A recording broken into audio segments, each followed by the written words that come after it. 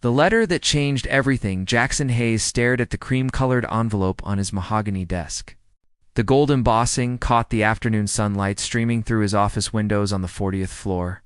He had built an empire in commercial real estate, owned properties across 3 states, and commanded respect in every boardroom he entered. But this single piece of paper made him feel like a failure. The invitation was simple, yet elegant. Natalie Brooks and Robert Wellington request the honor of your presence at their wedding. Jackson's jaw tightened. Natalie, the woman who had left him 2 years ago, claiming he cared more about buildings than building a life together. And Robert Wellington, his former business partner who had stolen not only a major deal but apparently his girlfriend too. This is petty, Jackson muttered, tossing the invitation aside. She wants to rub it in my face. His assistant knocked and entered. Mr. Hayes, your 2 o'clock canceled. You have the rest of the afternoon free. Jackson nodded absently. Free time was dangerous. It gave him space to think about things he would rather forget. He grabbed his jacket and headed out. Needing air and distance from that cursed invitation, the diner on 5th Street 20 minutes later. Jackson found himself in a neighborhood he rarely visited. The buildings were older here, worn but honest. A small diner called Rosie's Cafe sat on the corner, its neon sign flickering in the daylight. On impulse, he walked in. The smell of coffee and fresh bread hit him immediately. The place was nearly empty at this hour. A young woman with dark curly hair tied back in a ponytail looked up from wiping tables. Her eyes were tired but kind, her smile automatic but genuine. Sit anywhere you like, she called out. I'll be right with you. Jackson chose a booth by the window and watched the street outside. The woman approached with a notepad, and he noticed the small name tag pinned to her apron. Camila, what can I get you? She asked. Just coffee, Jackson replied. Then, noticing her exhausted expression, he added, Long day? Camila laughed, a sound that surprised him with its warmth. Long week, long month, long year. But who's counting? She poured his coffee with steady hands despite obvious fatigue. You look like you're having a rough day yourself. Jackson was taken aback. Most people who knew who he was treated him with careful respect or calculated friendliness. This woman saw him as just another customer. It was refreshing. Got some bad news, he admitted. An invitation I didn't want. Wedding. Camila guessed, refilling the sugar dispenser at his table. Those are either the best or worst kind of invitations. Definitely worst. My ex is marrying someone I used to work with. Ouch. Camila winced sympathetically. Let me guess. They want you there to show how happy they are? Something like that? Are you going? Jackson had not even considered saying no until that moment. In his world, you showed up. You faced things head on. You never let anyone think they had gotten to you. I have to. Not going would look like I'm still hurt. Camila leaned against the booth, studying him. Are you? Still hurt, I mean? The question was so direct, so honest, that Jackson found himself answering truthfully. Not about her. About being made to look like a fool. She nodded, as if that made perfect sense.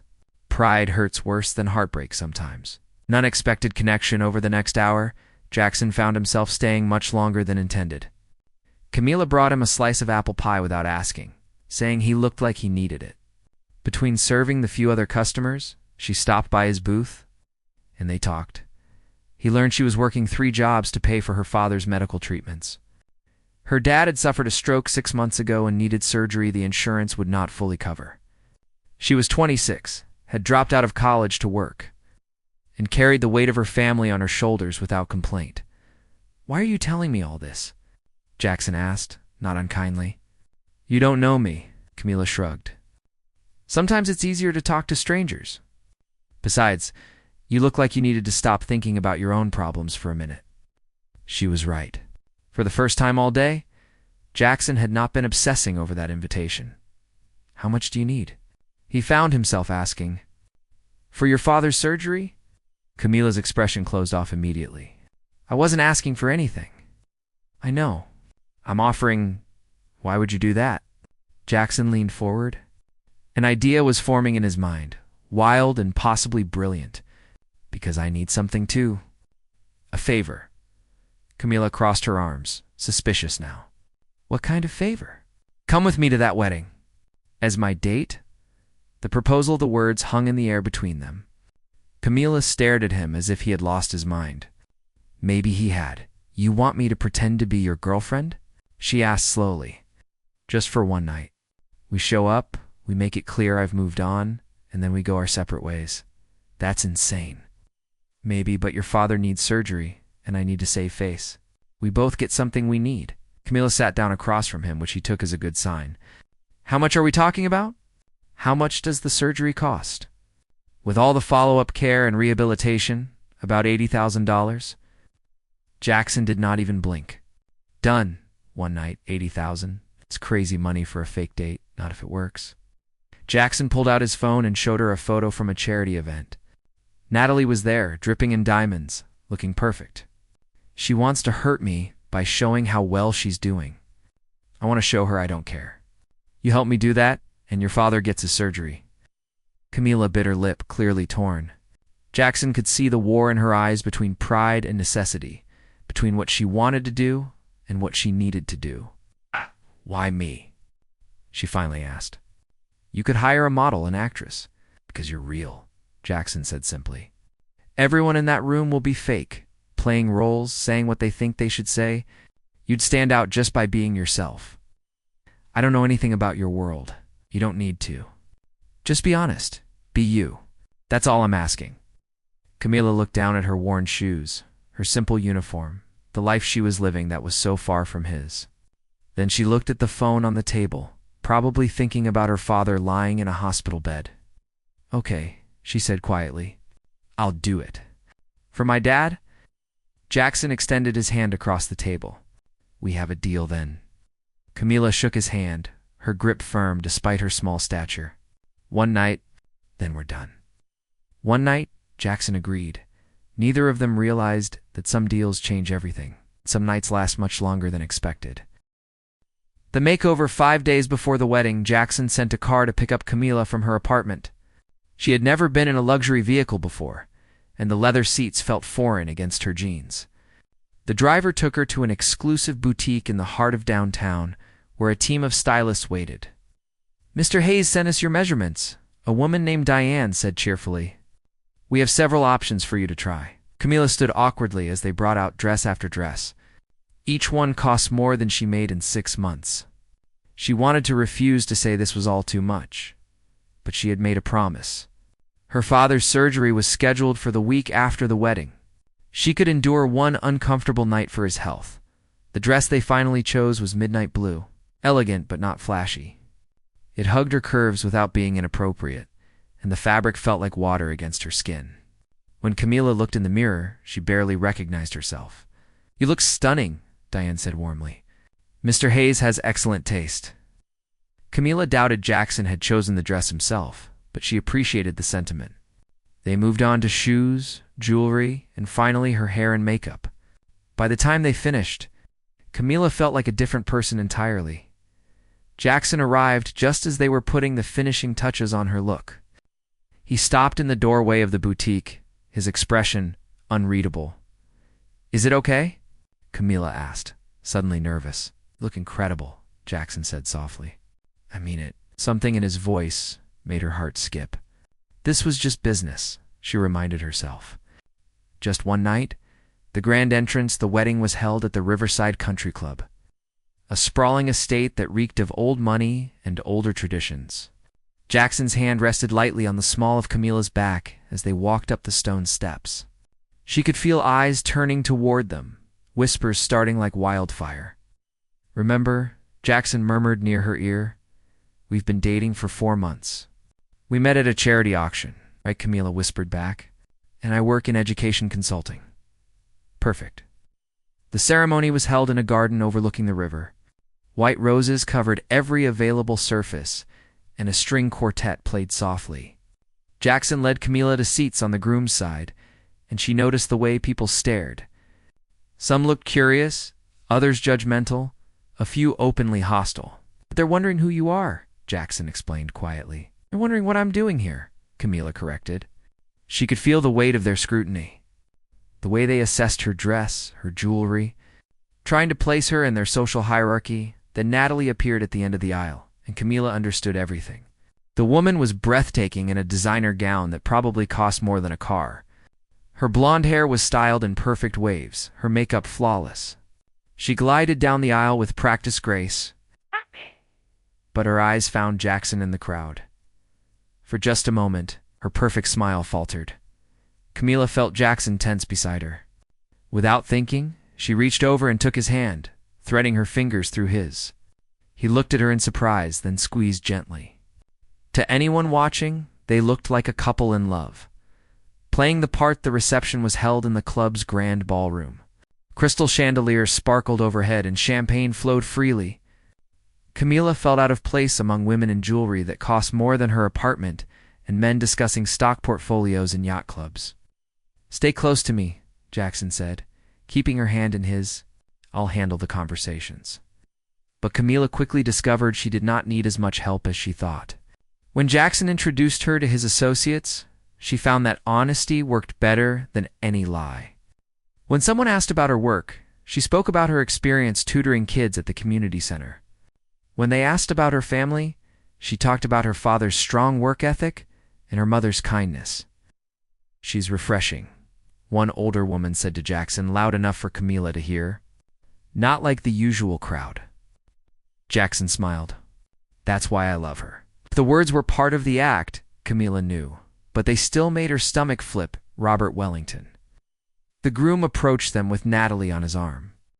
Robert was handsome in a conventional way, with perfectly styled hair and a smile that never quite reached his eyes. "Jackson," Robert said smoothly. "Good of you to come. Wouldn't miss it," Jackson replied just as smoothly. "Robert, Natalie, this is Camila Rodriguez." Natalie's eyes swept over Camila with barely concealed assessment. "Lovely to meet you. How long have you two been together?" "For months," Camila answered, remembering the script. "Though it feels like longer." "Oh, sweet," Natalie said, her tone suggesting it was anything but. "And what do you do, Camila?" "I work with underprivileged children," Camila said, lifting her chin. "Education programs, mentoring, that sort of thing." "How noble," Robert said, in a way that made it sound like an insult. Jackson's arm tightened around Camila's waist. "Camila has a master's degree in education," he said firmly. It was not true, but Camila appreciated the defense. "She's brilliant with kids," I'm sure Natalie said coolly, her gaze fixed on Jackson. "Could I borrow you for a moment? There's something I wanted to discuss." The truth surfaces. Jackson hesitated, but Camila nodded slightly. "Go ahead. I'll get some air." She watched Jackson walk away with Natalie, then made her way to the terrace. The night air was cool against her heated skin. She leaned against the stone railing, looking out at the manicured gardens below. "They make a handsome couple, don't they?" Camila turned to find an elderly man with kind eyes standing nearby. He had a champagne glass in hand and an amused expression. "I'm sorry," Camila asked. "Jackson and Natalie. They were together for 3 years, you know. Everyone thought they'd get married." Camila's chest tightened, but she kept her voice steady. "That was a long time ago. 2 years isn't so long." The man stepped closer. "I'm Thomas Hayes, Jackson's uncle." Camila's eyes widened. "Oh, don't worry, my dear. I'm not here to interrogate you." Thomas smiled warmly. "I just wanted to say that I've never seen my nephew look at anyone the way he looks at you. Not even Natalie." "You've only been dating a few months," Camila said automatically. "Sometimes that's all it takes." Thomas raised his glass to her. "Hold on to him. Jackson's a good man, but he forgets that sometimes. He needs someone to remind him what really matters." Before Camila could respond, Thomas walked back inside. Leaving her alone with thoughts she did not want to examine too closely, the dance Jackson found her on the terrace 10 minutes later. His expression was tight, controlled. "Sorry about that," he said. Natalie wanted to make sure there were no hard feelings. "Are there?" Camila asked. Jackson looked at her for a long moment. "No, actually, I think I finally realized that letting her go was the best thing that could have happened to me." The music from the ballroom drifted out to the terrace, a slow song that Camila did not recognize. "Dance with me," Jackson said suddenly. "Out here. Why not?" He pulled her close, one hand at her waist, the other holding hers. They swayed gently to the music, alone under the stars. Camila rested her head against his chest and heard the steady beat of his heart. "Thank you," Jackson said quietly. "For tonight?" "For being here. You're paying me $80,000, Camila reminded him, trying to keep things light. "I should be thanking you. It's not about the money anymore." Camila looked up at him, and the expression on his face made her breath catch. This was supposed to be fake, she reminded herself. Just an act. But the way he was looking at her felt terrifyingly real. "Jackson," she started to say, but he leaned down and kissed her. It was soft at first, gentle questioning. Then Camila found herself kissing him back, her arms sliding around his neck. The world fell away until there was nothing but the two of them. The music and the night air, when they finally pulled apart. Both were breathing hard. "That wasn't part of the deal," Camila whispered. "I know," Jackson said, his forehead resting against hers. "I'm sorry. I shouldn't have done that." But he did not sound sorry. And Camila realized with a jolt of fear that she was not sorry either. The departure, they left the reception an hour later. After making appropriate goodbyes, the drive back to Camila's neighborhood was quiet. Jackson held her hand in the back seat of the car, his thumb tracing absent circles on her palm. When they pulled up to her building, reality crashed back in. This was where their worlds diverged. He lived in penthouses and private clubs. She lived in a third-floor walk-up with peeling paint and noisy neighbors. "I'll have my lawyer draw up the papers for your father's surgery," Jackson said. "The money will be in your account by tomorrow." "Thank you," Camila said. She should get out of the car. She should say goodbye and never see him again. That was the deal. Instead, she turned to him. "Tonight was supposed to be fake. I know, but it didn't feel fake. At least not to me." Jackson's hand tightened on hers. "Not to me either. So what do we do now?" "I don't know," Jackson admitted. "I didn't plan for this." Camila laughed, a sound caught between joy and tears. "Neither did I. Can I see you again?" Jackson asked. "Not as part of a deal, just as us." "I don't know if that's a good idea." "Probably not," he agreed. "But I'm asking anyway." Camila looked at their joined hands, at the expensive suit and her borrowed dress, at everything that said they should not work. Then she looked at his eyes and saw something that looked like hope. "One date," she said finally. "A real one." Jackson's smile was brighter than any she had seen all night. One date. The morning after, Camila woke up to her phone ringing. For a moment, she thought the previous night had been a dream. Then she saw the midnight blue dress hanging on her closet door and knew it was real. "Hello?" she answered groggily. "Good morning." Jackson's voice was warm through the phone. "Did I wake you? It's 7 in the morning?" "I know, I couldn't sleep. Kept thinking about you." Camila sat up, her heart racing. "Jackson, I meant what I said last night. About wanting to see you again. Have dinner with me tonight, somewhere quiet, just the two of us. I work until 9 at the diner, then I'll pick you up at 9:15. Camila wanted to say yes immediately, but fear held her back.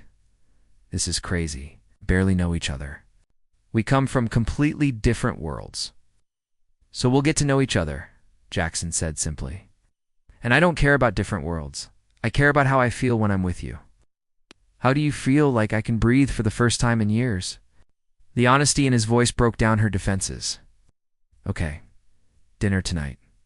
I'll count the hours," Jackson said. And she could hear the smile in his voice. The real first date Jackson picked her up in a regular car, not the limousine. He wore jeans and a simple shirt, looking more relaxed than she had ever seen him. They drove to a small Italian restaurant in a neighborhood neither of them knew, where nobody recognized him and nobody cared.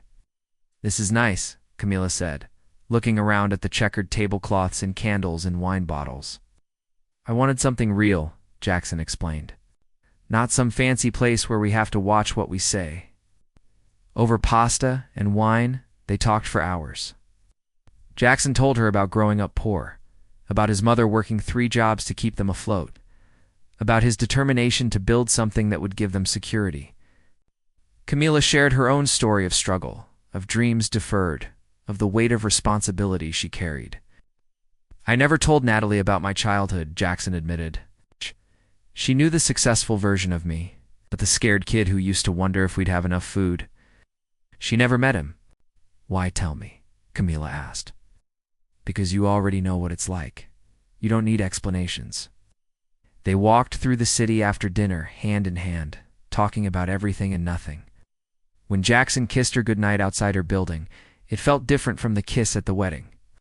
That one had been desperate, unexpected. This one was a promise. The complications began for 3 weeks. They existed in a bubble. Jackson rearranged his schedule to spend time with Camila between her shifts. They had breakfast at the diner, dinner at hole-in-the-wall restaurants, and long walks through parks where nobody knew his name. But reality has a way of intruding. Jackson's business partners started asking questions. Why was he unavailable for evening meetings? Who was this woman he was seeing? "They want to meet you," Jackson told Camila one evening. "There's a benefit dinner next week. It's important for my business." Camila felt her stomach sink. "I don't belong at those things, Jackson. You belonged at the wedding. That was different. That was pretend." "Is this pretend?" Jackson asked, pulling her close. "No," Camila whispered. "That's why it scares me." The benefit dinner was everything Camila feared. Women in designer gowns looked her up and down with barely disguised contempt. Men asked what she did for a living, then lost interest when she explained her work at the community center. Jackson's business partners were polite to her face, but dismissive in their body language. "She's lovely," one woman said to Jackson while Camila stood right there, "but hardly suitable for someone in your position." Jackson's expression hardened. "Camila is more real than anyone in this room. If you can't see that, the problem isn't with her." They left early, but the damage was done. In the car, Camila stayed silent, staring out the window. "I'm sorry," Jackson said. "For what?" She defended me. "I'm sorry that you had to hear that. That my world is full of people like that."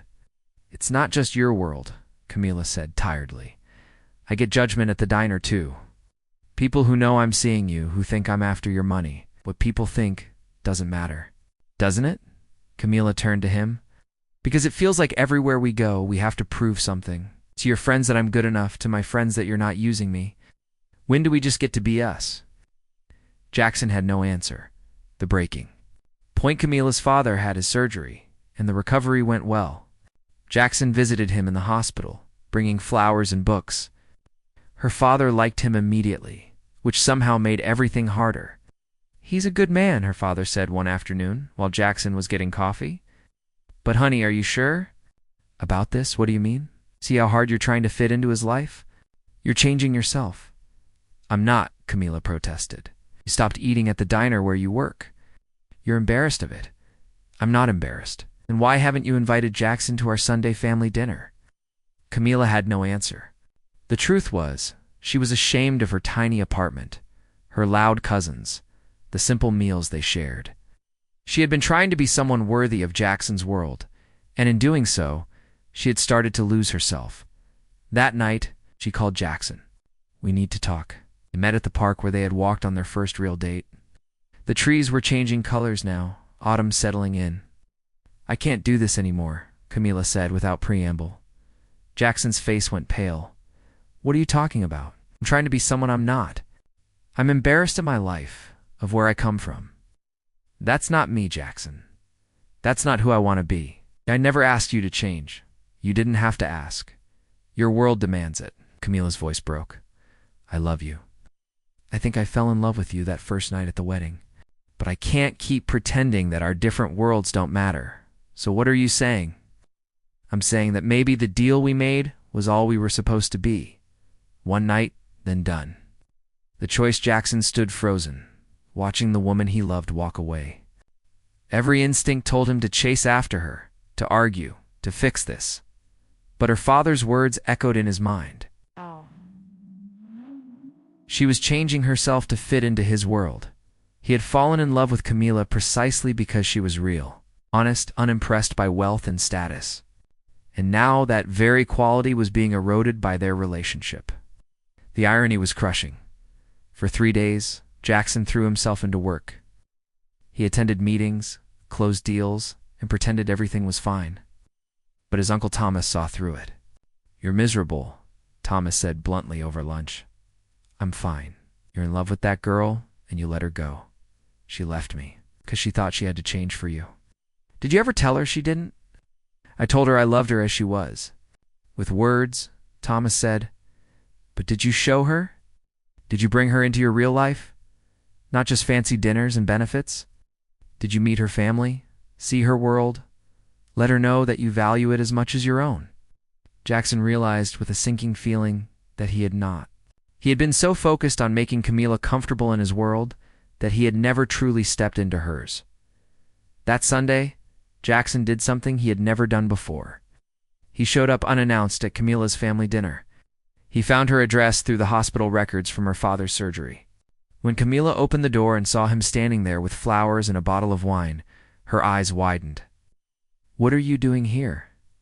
"I was invited to a family dinner," Jackson said. "And I'm not leaving until I meet everyone who made you who you are." Part 2. The wedding day transformation, the makeover 5 days before the wedding. Jackson sent a car to pick up Camila from her apartment. She had never been in a luxury vehicle before, and the leather seats felt foreign against her jeans.